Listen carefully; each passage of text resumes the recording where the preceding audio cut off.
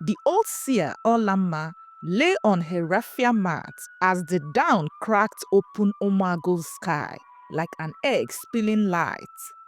Around her, the elders of the clan knelt, whispering prayers into the hush. Outside, villagers gathered in quiet clusters. They knew what it meant when the drum was struck once at midnight, then thrice before dawn. The seer's spirit was living, ready to join the chi in the realm beyond the silk of mortal life. The chief priest Ezemo looked to the sky, muttering some ancient words. He declared, Olamma, bride of the chi, returns to her spirit husband. Inside every compound, mothers glanced at their daughters, the pure ones, the untouched ones. They knew the village would soon summon them to stand under the Odala tree. Some mothers felt pride swell in their chests, others felt dread curled around their hearts. To be chosen was glory, but it was also a prison wrapped in white cloth. And far beyond the village square, in a palace with polished red clay walls, Prince Obinna felt nothing. The news of Olamma's passing reached him through his father's guards. To him, the seer was another relic of old ways he never understood, until destiny stitched her fate to his. 3 days of mourning passed. Olamma's bones were washed with palm wine and buried beneath the sacred Iroko where generations of seers slept, their secrets humming in the roots. At dawn on the 7th day, young girls were led to the Odala tree that stood like a giant among its lesser kin. Its branches wide enough to shelter the entire clan if the sky fell in fire. They came barefoot, in simple white wrappers, hair oiled and braided into tight rows. Nnenna stood among them, 17 reigns old, eyes dark as new soil after rain. Her mother, Adamma, had combed her hair at midnight, humming a sorrowful tune that stuck in Nnenna's chest like a splinter. Her father, Onwudinjo, had hidden his tears behind the thatched wall. Their first daughter, their pride, about to become something no man could ever claim. The drums called. The elders circled the girls, sprinkling ash and herbs that smelled of bitter kola and pepper leaf. Ezemo, the chief priest, stood before them. His eyes were red from chanting all night. He lifted the sacred staff, a crooked branch carved with tiny eyes that watched the world unseen. He moved from girl to girl, eyes half shut. The staff trembled when he neared Nnenna. He paused, turned back, and hovered the staff over her bowed head. The branch hummed like bees at harvest. It is she, he rasped. The chi has spoken. A hush fell over the people. Some mothers signed relief. Others wept softly. Nnenna's mother pressed a hand to her lips. Her father fell to his knees, half in praise, half in grief. The girls were laid away, back to their mother's arms. Nnenna alone remained beneath the Odala tree, her eyes lifted to where the branches kissed the sky. The wind rustled the leaves, as if whispering secrets only she could hear.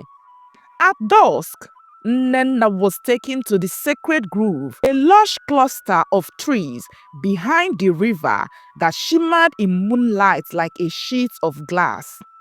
Women wrapped her in pure white clothes from head to toe, leaving only her face uncovered. They painted her eyelids with white chalk and lips with the ash of burnt kola. Before entering the grove, her parents knelt one last time at her feet.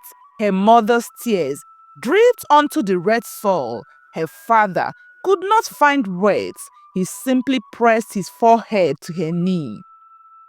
Inside the grove stood her new home, a round hut that smelled of herbs, incense, and secrets. There she would sleep alone, eat alone, and dream alone, except for the spirits that would come and go like the breeze. That night, as crickets chirped and fireflies lit the darkness, Nnenna lay on her raffia mat, her new staff by her side. The staff was plain wood, but now it was her bridge to the unseen. She closed her eyes and drifted into her first vision. Flashes of dark water, the rustle of the odala leaves, the rumble of hooves, and the shape of a man who stared at her with eyes like coals in a dying fire. She woke with her eyes pounding. She did not yet know the man, but his name was Obinna. In the palace, the king's frustration grew like wild yam vine. Igwe Ezugo sat on his carved stool as his wives lined up the finest maidens for Prince Obinna to choose. They came draped in silk, dripping coral beads, eyes lowered to show humility yet lifted just enough to show beauty. Obinna, tall and broad-shouldered like his father once was, looked at each girl as if she were a clay pot. Empty, cold. He bowed politely, complimented their parents, then shook his head. No, he told his father over and over, their beauty is skin. My heart feels nothing. The king growled, is your heart wiser than your head? Must the kingdom rout because my son cannot open his eyes? Obinna only smiled, bowed, and left the gathering. He spent his days on horseback, riding far into the forest that the guards feared to follow. He watched the rivers, the trees, the birds, all things that could not be forced into his father's plans. But even Obinna's spirit did not know yet what he truly sought, until the day he rode too close to the sacred grove and glimpsed a flash of white by the river edge. He pulled the reins, then froze. There by the bend, where the water curved like a silver snake, stood a girl draped in white. Nnenna stood knee-deep in the water, scooping handfuls and pouring them over her shoulders. Her wrapper clung to her skin like second flesh. Her hair floated on the water like black silk. Obinna's throat dried. He knew what she was, the seer, the cheese bride, the untouchable, the sacred one. But his eyes did not care. They clung to her the way roots cling to earth. Turned, her gaze met his. For a heartbeat, the river stilled. The birds fell silent. The leaves froze mid-sway. She did not scream. She did not cover herself. She only looked, as if she had seen him before, in a dream half remembered. Obinna dismounted, but before he could step forward, she turned away. She waded deeper into the water, vanished behind the curtain of reeds. He stood there until the sun dipped low. When he finally rode back to the palace, his heart felt like it carried a spark too big for any tradition to snuff out. Nnenna could not sleep that night. She sat in her hut, knees pulled to the chest, listening to the soft hum of the night incense. The water pot beside her flickered with the glow of a tiny oil lamp. In the bowl before her, cowrie shells lay scattered, a sign that the chi waited to speak. But when she shut her eyes to listen, all she saw was him, the man on the horse, the burning in his eyes. She whispered a prayer to her spirit husband, asking for forgiveness for thinking too long on mortal things. But even as her lips formed the sacred words, Her mind betrayed her. Slipping back to the riverbank, to the way his shadow fell over the reeds, to the way he looked at her, as if he saw through the veil of her calling. She imagined him there, beyond the sacred grove, watching. Her heart fluttered like a bird caught in a snare. She scolded herself, "You are bride to the unseen, not to any man." But the river inside her spirit had already shifted course. Obinna was not a man who obeyed easily. His father's rebukes, the eldest warnings, the whispers in the palace, none of it chained his feet. By dawn, he was back at the sacred grove edge, clothed in plain clothes so no guard would follow. He waited beneath an udala tree, hidden by thick bushes. He saw her white figure move through the grove like a spirit, gathering herbs, sprinkling salt at the roots of the sacred iroko, whispering chants only the wind heard. Hours passed, yet he did not get tired. He waited until she stepped toward the river again, her calabash balanced on her hip. As she bent to fill it, he stepped forward, letting a branch snap under his boot so she would not be startled.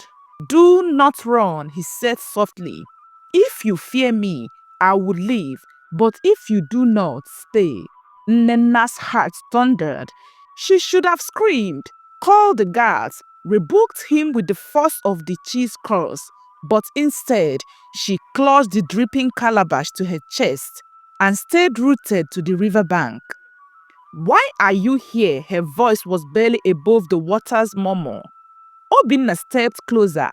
"I came to see the river, but the river is not what holds me here." A foolish smile tugged at her lips before she forced it away. She turned her eyes to the flowing water, anything to stop herself from drowning in his. "Leave," she whispered, though her heart begged him to stay. He touched his chest. "Tell me to leave with your heart, and I will never come again." But she could not speak. Days turned into weeks. Each night, the sacred grove swallowed his footsteps like secrets. Beneath the moon's watchful eye, they sat by the riverbank. He spoke of the palace. She spoke of the visions she barely understood. Of dreams where she flew above forests that stretched beyond the world's end. When he laughed, the forest seemed to laugh too. When she wept, confessing how lonely it was to be the chief's wife, he held her hand and said nothing. Sometimes he brought her small gifts, a comb carved from ivory, a cloth dyed deep blue like dusk. She hid them under her mat where no elder's eyes could see.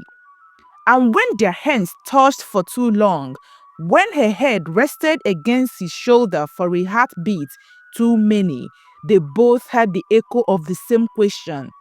What happens when the chief's bride falls to the warmth of a mortal's arms? In Umago, secrets never stayed buried long. Whispers began at the edge of the market square. A guard had seen the prince slipping out at dusk. A hunter swore he glimpsed him near the sacred grove where no man dared hunt. Ezemo, the chief priest, heard the rumors and summoned the Odala leaves to listen for truth. The leaf trembled in his palm, a sign that something sacred was being defiled. He rose from his mat that night and walked barefoot to the grove's edge. He watched from the shadows as moonlight revealed the truth.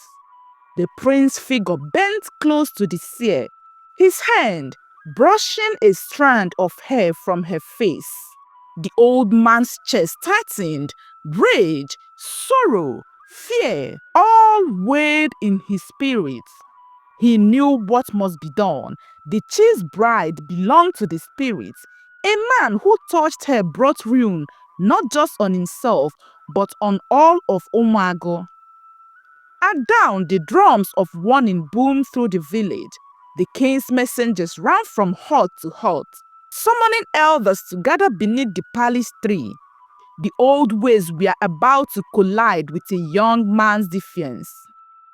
Nnenna felt the change in the air, like the taste of iron before rain. She woke to find Ezemo waiting outside her hut, staff in hand, eyes dark as the forest at night. He spoke no greeting.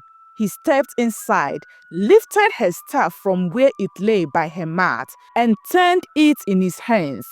His gaze locked on hers, fierce and disappointed. "You have forgotten your vows," he hissed. "The chi does not share his bride with mortal flesh." Nnenna fell to her knees, forehead pressed to the cool earth. "I have done nothing," she whispered, though her tears betrayed the lie. Ezemo lifted her chin with the staff. "He must not come again. If he does, his life is forfeit. Your spirit's husband will claim him, and you as punishment." When he left, her hands trembled. That night, when Obinna came, she did not run to him. She did not lift her eyes to his face. Instead, she wept as she begged him to stop coming, to leave her to her vow. Obinna touched her cheek, brushing away a tear. "If I leave, I am no prince. If I stay, I may be no man. But I will be yours, even if the chi himself must tear open the sky to drag me away." His words cracked her open. Beneath the sacred moon, they pressed their foreheads together, two spirits tangled in a single faith, one that no tradition could hold back forever. The king sat on his carved stool under the ancient Ofo tree, where every judgment passed bore the weight of generations. Before him knelt Obinna, his only son, the heir who now threatened to stain the throne with scandal. Word of Obinna's secret visit has spread beyond the palace. Mothers clutched their children tightly at dusk. The elders murmured that the gods would punish Omuago for a prince's stubborn heart. "Do you understand what you have done?" The king's voice thundered. "You have invited the wrath of the unseen. Do you wish to see the kingdom rout because you cannot tame your lions?" Obinna met his father's eyes, unbowed. "I will take her as my wife," he said. The king's staff struck the ground. "She is not a woman, she is wed to her chi. Her life is bound to visions and sacrifice. To claim her is to claim death." Obinna only bowed his head. "Then let death find me as her husband." The king's heart broke in places he could not show. He looked at his council, his priests, his warriors. "If he touches her again," he said coldly, "bring him to me in chains." When dusk fell, Obinna did not wait for the grove to hide him. He rode openly, past the guards who dared not stop a prince with murder in his eyes. He found Nnenna kneeling before her small shrine, hands bloody, where she had cut herself to beg the chi for mercy. Her hair was unbound, her white wrapper soaked with tears and river water. He fell to his knees beside her. "Come with me," he begged. "There is a healer in Ameke. He will cut the tie that binds you to the spirit world. You can run far beyond Omuago, to the lands where no one knows you are a seer." Nnenna lifted her gaze, her eyes dark with knowing, filled with an ocean of sorrow. "Do you think I do not dream of that?" she whispered. "But where will we run that the chi cannot find me? My vow was not just words. It is my blood, my bones. If I break it, I break myself." Obinna cupped her face. "Then let us break together." Her lips found his, soft, desperate and defiant. That night, under the Odala tree, they crossed the line no one could ever uncross. The seer gave her body to the prince, and the chief's silence in the grove grew heavy as thunderclouds waiting to burst. When dawn broke, the earth seemed to mourn. A strange wind blew through Omuago, tearing thatch from roofs, rattling calabashes from their hooks. Chickens fell dead in the yards.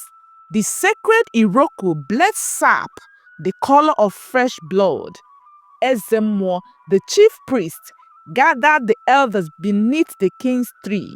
The spirit demands a sacrifice, he said, voice cracking with fear. If we do not cleanse the defilement, famine will come. Mothers will weep over empty breasts. The river will carry away our sons. The king, weary and broken, asked only one question: what must be done? Ezemo's staff struck the earth. She must return to the Chi. Her life must be given back to the one she betrayed. And the prince, he must be cast out, or his blood must seal the covenant. A hush fell over the elders. One by one they nodded. The law was older than any king, older than any throne. When the king's guards came for them, Obinna and Nnenna fled into the sacred forest. They hid where the ancient spirits whispered through the trees, where even the hunters never dared set traps. There, by a hidden stream, they spoke of what life could have been, of children with her quiet eyes and his stubborn smile, of fields they would farm, far from palaces and altars. But the drumming of the king's warriors drew closer. Nnenna looked at Obinna and saw the lines of a man willing to die for her. And she knew she could not let him. That night, she rose while he slept. She walked barefoot to the stream and lifted her eyes to the moon. "Oh, Chi," she whispered, her tears falling into the water. "I have broken my vow. Let my life pay for the debt. Leave him untouched." When the warriors found her at dawn, she lay still in the shallows, hair spread like a veil, lips parted as if whispering secrets to the water that carried her away. Obinna returned to the palace, her name on his lips, her spirit haunting his dreams. He refused his father's plea to take another bride. He sat alone beneath the Odala tree every night, listening for the voice he knew would never speak again. In Omago, the river swelled generous once more. The people whispered that the seer's sacrifice had mended what love had torn years past, and Obinna ruled with wisdom that tasted of sorrow. He never touched another woman, and when he died an old man, some said they saw a white figure at his side, a girl with river reeds in her hair, leading him gently across the threshold of where vows are no longer broken and all debts are forgiven. And so the people of Omago remembered that love, when it breaks the law of gods and men, demands a price. But sometimes the heart chooses to pay, because even the chi cannot chain what the spirit longs for most.